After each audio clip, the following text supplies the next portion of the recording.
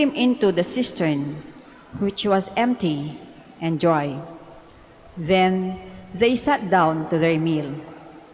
Looking up, they saw a caravan of Ishmaelites coming from Gilead, their camels laden with gum, balm, and resin, to be taken down to Egypt.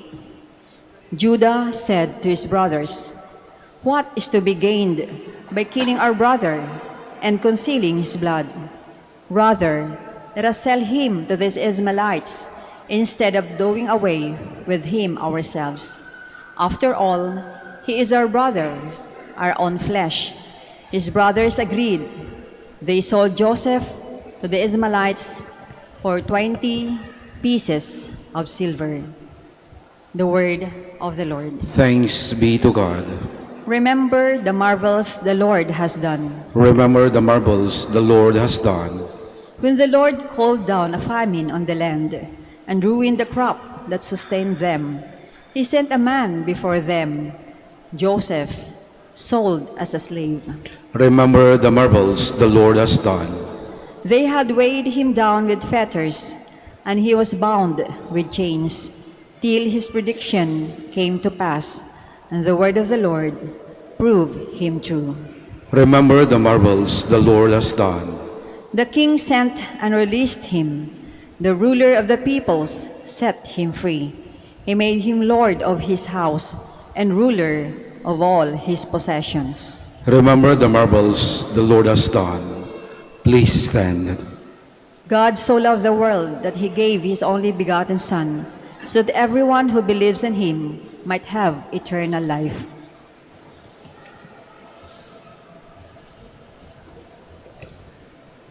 The Lord be with you. And with your spirit. A reading from the Holy Gospel according to Matthew. Glory to you, O Lord. Jesus said to the chief priests and the elders of the people, "Hear another parable. There was a landowner who planted a vineyard, put a hedge around it, dug a winepress in it, and built a tower. Then he leased it to the tenants and went on a journey. When vintage time drew near, he sent his servants to the tenants to obtain his produce.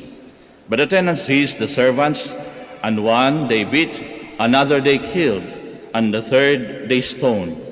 Again he sent other servants, more numerous than the first ones, but they treated them in the same way. Finally, he sent his son to them, thinking, 'They will respect my son.' But when the tenants saw the son, they said to one another, 'This is the heir. Come, let us kill him and acquire the inheritance.' They seized him, threw him out of the vineyard, and killed him. What will the owner of the vineyard do to those tenants when he comes?" They answered him, "He will put those wretched men to a wretched death and lease his vineyard to the other tenants, who will give him the produce at the proper times." Jesus said to them, Did you never read in the scriptures, the stone that the builders rejected has become the cornerstone? But the Lord has this been done, and it is wonderful in our eyes. Therefore I say to you, the kingdom of God will be taken away from you and given to a people that will produce its fruits. When the chief priests and the Pharisees heard these parables, they knew that he was speaking about them.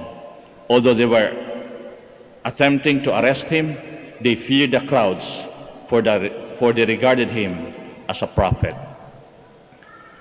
My dear brothers and sisters, the gospel of the Lord. Praise to you, Lord Jesus Christ. Please be seated. Magandang umaga po sa inyong lahat at welcome po sa Minor Basilica ng Our Lady of the Rosary of Manaoag. Kapag nakaka-attend na po tayo o nag-attend na po kayo ng misa sa patay, ano po ang madalas na kanta pang-recessional? Madalas sabihin nyo, hindi kita malilimutan, no? Hindi kita malilimutan, lalo na ang iyong utang. O kung minsan naman, may kanta na hiram. Hiram sa Diyos. Hiram sa Diyos ang ating buhay. Di ba? Narinig nyo ng ganyan. But that is, actually, kung titignan natin, that is the reality of life. Everything that we have here on earth belongs to God. Lahat, kasama na ang ating buhay. Kaya nga ang tanong dito, ano na ba ang ginawa ninyo sa buhay o sa buhay natin? Ano na bang ginagawa o nagawa natin sa buhay sa mga taon na binigay sa atin ng Diyos? Ano na? Pero madalas ito po'y nakaugat sa isang pananaw, sa isang katanungan.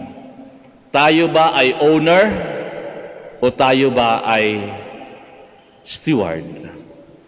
Tayo ba yung nagmamay-ari o tayo ba ay katiwala? The reality of life is this, that all of us are stewards. Lahat po tayo dito, katiwala lang. Kaya nga, wala tayong maipagmamayabang. Ang problema, ito. Kapag we tend to force things to be our own. Sa akin yan. Madalas ganyan, di ba? Akin yan. Atin yan. At yan, nagsisimula kapag nakakalimutan na natin na in this world, we are just stewards. Tayo po ay katiwala lamang. Kasi ang nagiging attitude ng, sabihin na natin yung mga owners, sa akin to.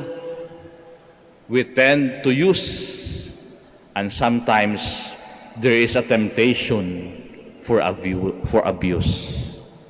Isang halimbawa, kapag kayo po ay nanghiram ng sasakyan na hindi sa inyo, anong gagawin nyo? Ingatan nyo. Di ba? Iingatan nyo yan. Bakit? Hindi sa atin eh. Hindi kasi sa atin yan. So, pagkatapos ng gamitin, minsan papawashing nyo pa yan. Kasi nakakahiya. Naiwanan mo lang na lahat ng basura ay iwan mo ng sasakyan. Kukunin mo lahat, papawashing mo pa yan. At kung minsan, lalagyan mo pa ng gaas, ng gasolina, o di kaya diesel. Bakit? Hindi kasi sa atin yan. Pero kapag ka sa'yo, anong sasabihin mo? Ay, okay lang yan. O, ba, itong sa hindi sa'yo, yung sasakyan, minsan ayaw mong pangharabas yan eh. Pero pag sa'yo, okay lang yan. Okay lang magasgasan yan. Atin naman yan. Tayo magpaparepair yan. You see the attitude? Kapag we tend to own things. Kaya emanghelyong binasa natin, they want to own the vineyard. Hindi nga sa kanila. Katiwala nga lang sila. Kahit sa buhay natin, sasabihin natin na, Father, sa akin tong buhay na to, Father eh. It's my right, it's my freedom. Totoo po yan. But at the end, you have to consider that your life or our life is owned